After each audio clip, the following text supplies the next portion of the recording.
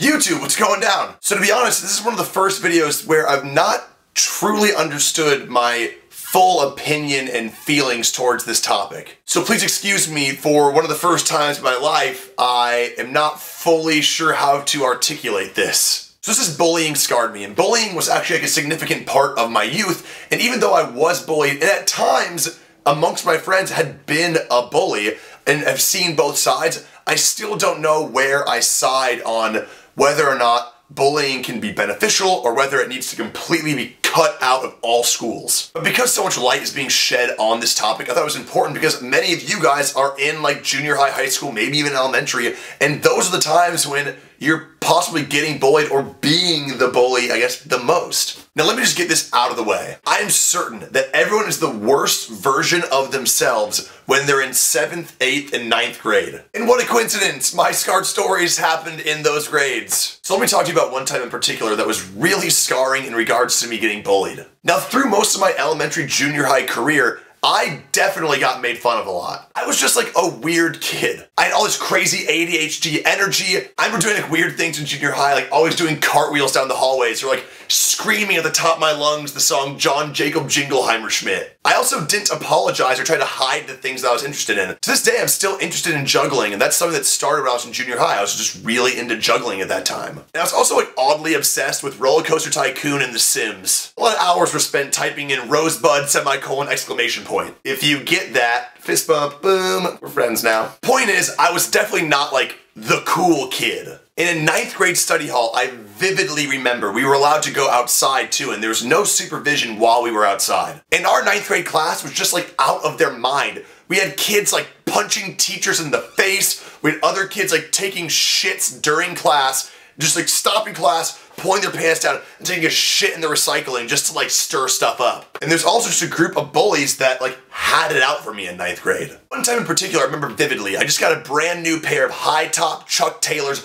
all green, and I was outside in study hall and there's no supervision out there, and somehow like, this group of bullies just like had it out for me. And while they're outside, they come up and look at me and they're like, "Hey Stafford, nice shoes." And I was just like, "Yeah, thanks dude, I just got them today." "Yeah, they look better on me."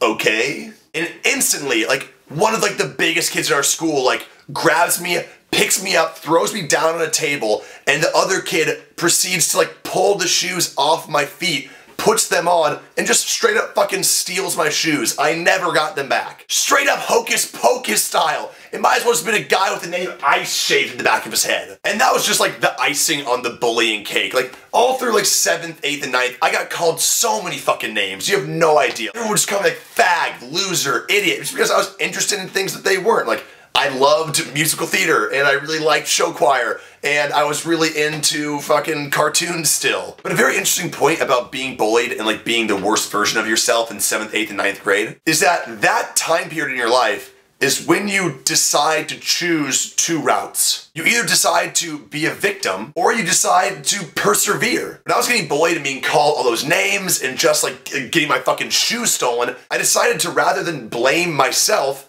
to really just prove those fucking idiots wrong. Because some of the most well-respected people on the planet were absolutely bullied, and through that bullying, they channeled it and used it as like their fuel to become an incredible, awesome person. Now, there absolutely is a difference between being like bullied and like an average amount of bullying and something that like you can handle and try to work with and use to like build yourself up, and like being harassed and being like bullied to the point where like there's obviously people who are bullied so terribly that they can't handle it anymore. And there's a lot of kids out there that are like cutting themselves or going to such drastic lengths as to commit suicide. And something that I'm here to tell you right now, as a 24-year-old, I'm out of all school. I'm done with all of it. And the thing is about it is that it gets so much better. I know in junior high and high school, it feels like that shit's like gonna consume your life. Like that's the only thing that matters. In junior high, I wanted so badly to be cool. That's all I cared about. Just being cool is what I wanted. But as it turns out, not being cool has been like the best thing for me in my life. Not being cool allowed me to get 3 all-state mime championships. Not being cool allowed me to master juggling, something that I love doing. And essentially not being cool allowed me to not be shackled down to these barriers that